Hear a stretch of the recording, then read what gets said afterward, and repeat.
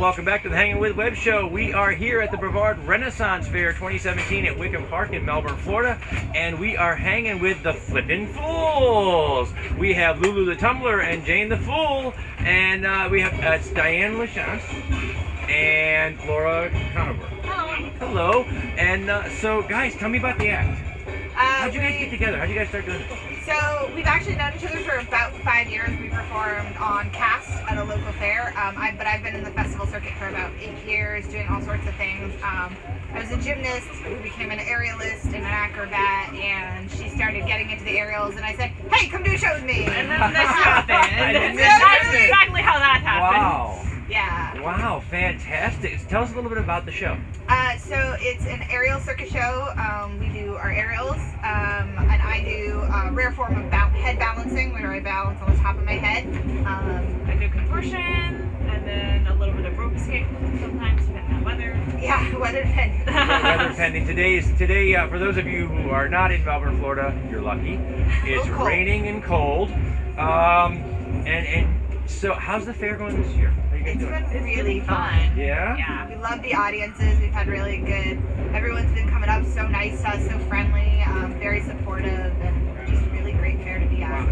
So how does one become an aerialist? A lot of practice. Yes. Actually, aerial arts are not as secretive as they used to be. It used to be, unless you were born into the circus family, you would never learn these tricks, but a lot of places all over the country are opening up. You can look up aerial yoga or aerial silks, and then it's a lot of practice and time and training. Yeah. Wow. It is, like you said, outside the circus, which is less and less common today. Yes. It's just not something one thinks about all the time. Nope. You just kind of woke up in the morning and said, "Hey, be an aerial." Well, it is. Yes, you did. She's like, "Yes, I did." That's exactly how that happened. Sort of. For me, I was a gymnast, and at 18, when I stopped doing gymnastics, I got really bored and was like, "What am I gonna do?" And just on a whim, someone's like, "Have you ever done an aerial class?" I'm like, "What is this thing you speak of?" And I started doing it, and it's been history since. Wow, that is so fantastic. Now, do you do your own choreography for everything that you do up there? Yes, we do. Yeah. I'd like to say that it's this beautiful, we have this idea in our head and we bring it out. We have this idea in our head, and when we do a lot of partner stuff, there's a lot of technical of being like, who's where and what hand goes where and whose butts and whose face, and that happens. This is the internet. That's like Saturday night for some of these folks, so you know.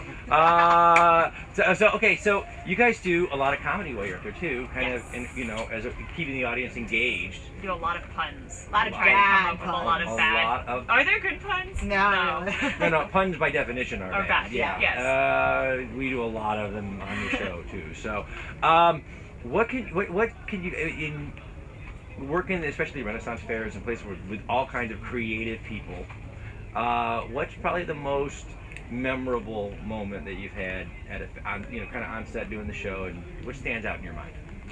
Oh man, I think actually it happened yesterday. All right. We had. That's you, Brevard. You guys have given them their good story. That's right. We had a young teenage boy in the audience, and Jane was doing her contortion bit, and there's a part where she actually, we do head, shoulders, knees, and toes backwards, and she pulled her foot past her knee. Oh!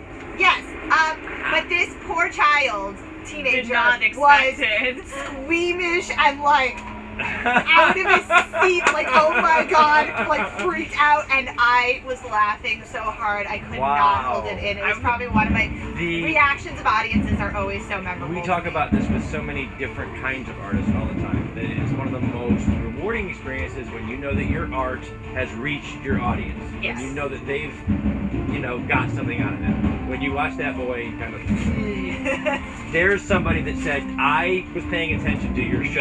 Yes. Okay, so we want to have a little bit of fun. Okay. We're going to show some clips of the show toward the end of the interview. All right. So we want to get to know you a little bit. So what I do is I send everybody back behind the cameras out on social media and find out what is making up memes and what questions are people asking each other or pondering, and then they write them all down on cards and they shuffle them up, and I don't get to see them until after. I'm gonna look up there and they'll tell me what to ask you. Okay. Oh, this is pretty good. Okay, so we know that to get inside your head, really, we just got to know what you like. All right. Right? So, what's the last thing you took a picture of on your phone? Well, I'm gonna go ahead and say I don't have a smartphone. My She phone doesn't doesn't. have a camera, so. She does not have a camera on her I phone. want to note that the date actually is 2017. It is.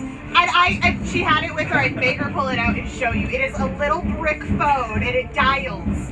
Like the old kind where you have to press the number 3 multiple times to get to the next letter. letter. Yeah, Like- that's my phone. Wow. That's her phone. My phone, actually, the last photo we took, we literally just took about 10 minutes backstage of us.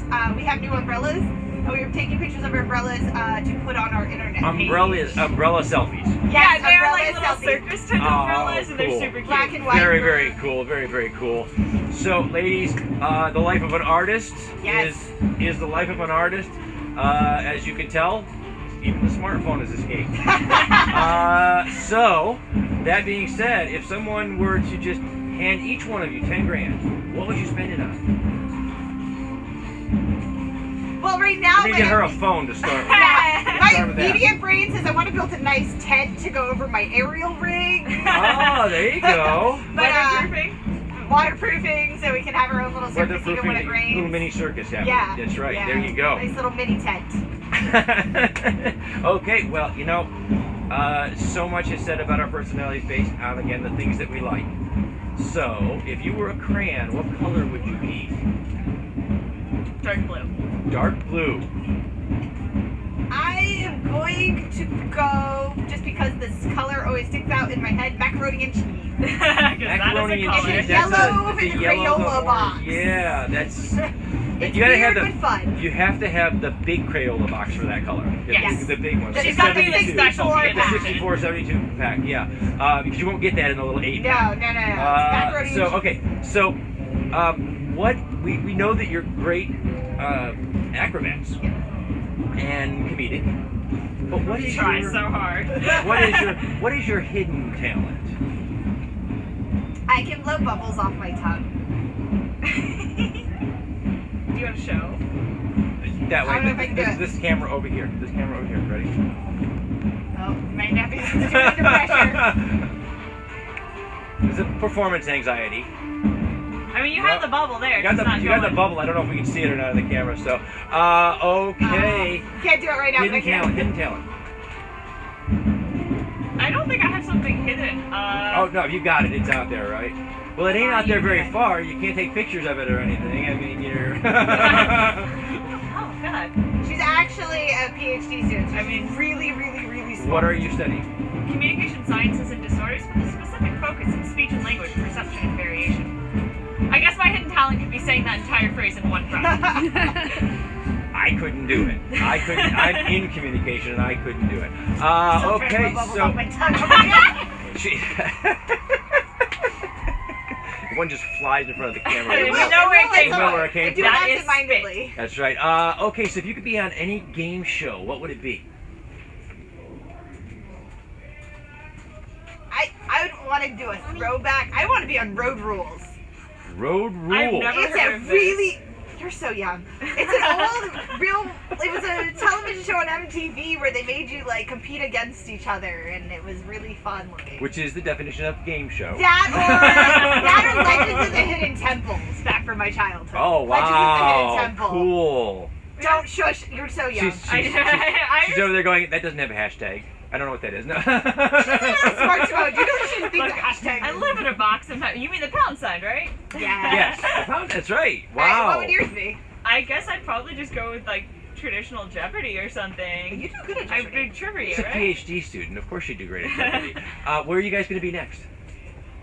Right now we're gonna be going on break For a little bit. and doing some training and upping our games. We have some new parts of our show we're gonna be doing. Awesome. Hopefully for the next season. We have a summer show up north It's just like a state fair kind of thing. Oh, fantastic. Good deal. Up north where? I'm from Rhode Island. Rhode Island. All right. Okay. Well, we do have to wrap it up. So what we're going to do is we're going to go ahead and run some footage of the show. All right. And while we do that, I am going to wrap it up by saying a special thanks to our friends over at Something Unique Magazine, the Florida Book News, Wordfire Press, Space Coast Comics, Famous Faces and Funnies, the Historical Miniature Gaming Society South. It's a long name. Yeah. And these are the folks that share these videos and are entertainers and are artists all over the World Wide Web for us and help us spread the word about what you guys do. I'm GW Pomacher. We've been hanging with Diane LaChance, Laura Conover, in respectively are Lulu the Tumbler and Jane the Fool. And they are the Flipping Fools. Find them at a show nearby when you can. We're going to put social media links and things like that down in the description so people can find you. Remember, guys, subscribe, log on, tune in, and see who we're hanging with next.